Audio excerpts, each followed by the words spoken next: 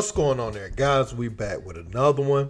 Got to talk about Coach Prime, man. His debut at Colorado is this Saturday, and you know most of us will be front and center watching, just seeing how the team looks. You know, it was a quick turnaround, and we know that if they were to go 500 this year, that would be a significant leap in the right direction.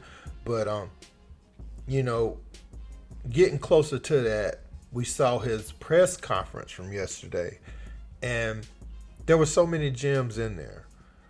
But I want to focus on the latter portion of this video because we saw Warren Sapp, we saw Michael Irvin, different players, you know, specifically some that went to Miami U, right? And you know how that rivalry always was with Florida State and Miami. And one of the reporters went to Miami, and she was calling Prime out for having those guys there. Now, I think it was a friendly type call out. I don't think she was trying to disrespect him or anything. And, you know, she called him a Seminole because he played there.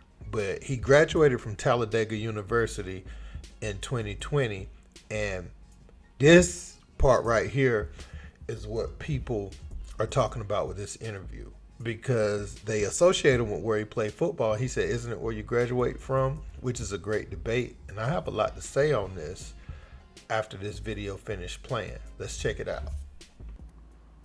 You mentioned Warren Sapp was here a few days ago. Just what has it been like for some of these guys to have, you know, several Hall of Famers, I guess, this Oh, well, I don't know, man. I don't talk to them about it.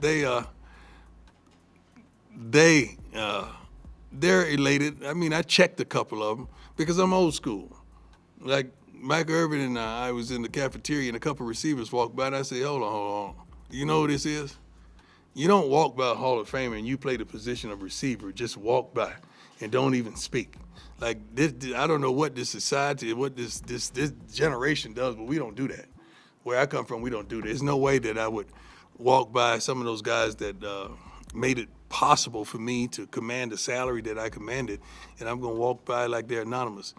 Okay, let me pause it right there for a second. I just want to inject some thoughts. I think that is big when teaching young men how to be young men.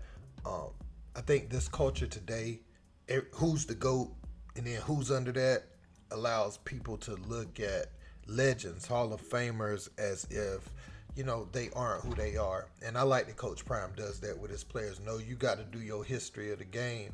You know, without certain people, you wouldn't be commanding certain salaries when you reach the professional ranks. You wouldn't even be getting NIL and all that. All this stuff is a business that works together. So show some reverence for the ones that came before you. I rock with it. So they stopped and gave him his love and respect. But the defensive linemen, they have been ecstatic over Mr. Sapp just being here. They really have. Yeah, last one. I've got to check you, though, because Thank you. Those Hall of Famers were all Hurricanes like myself. Yeah. And you're a Knoll, my friend. No. Actually, do you know where I graduated from? Yeah. Who said that? You know everything. She didn't know that. They didn't know that. Tell them again, where did I graduate? I graduated from HBCU. Well, So I'm a who? well, you're still a Knoll. I'm a who? I thought it's where you graduate from, isn't it? Well, how you keep calling me that and it goes to where I graduated from? I'm a HBCU grad. And you're okay with all those Hurricanes? You got to understand, all of us grew up together. All of us played high school football together. All of us, we competed. Me and the playmaker competed against each other in college, and we always had love for one another. He was the reason I went to the Cowboys, because I called him and say, hey, man, tell me what's up down there in Texas. He says, all good, bro, let's do this. That's how it went. It's Florida boys. See, it's a Florida connection that it's unbelievable. So the whole world had odds with Florida and Florida State. My best friend, Richard Frank, came here to speak to the whole team about finances, financial literacy and all of that. So you missed that. He went to the University of Florida. We played together in high school. He's the one nicknamed me Prime Time. So we've had more people than you reported on coming to just pour into the young men. But great insight. Talladega. That's where I graduated from.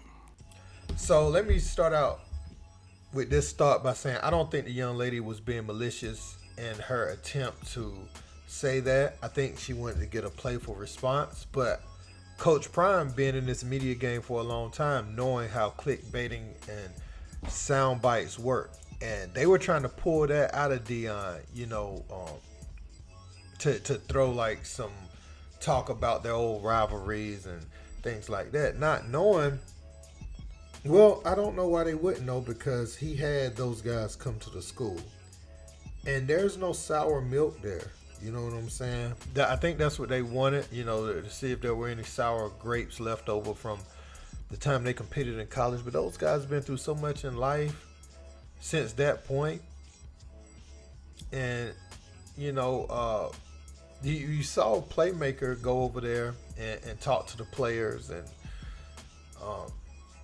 Coach Prime is letting his players just see greatness in practice and let them come impart in them. Because sometimes, you might get tired of coach saying it. You might feel like you need to hear it from somebody else. But you see all these Hall of Famers come up in there, man, and they've already had a great career at the level you're hoping to reach.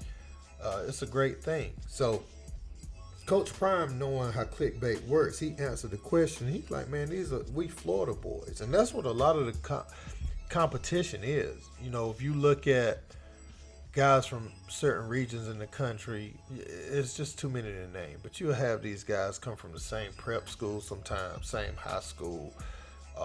They may go to rival schools.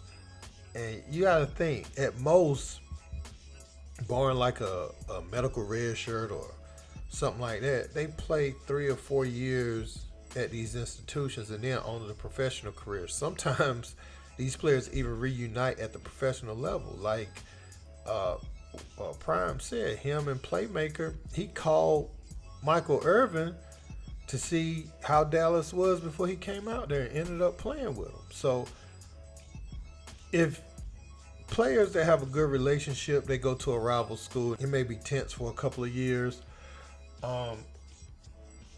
They get to the professional level, they may or may not play on the same team, but they'll be at that level, when they're great players like that.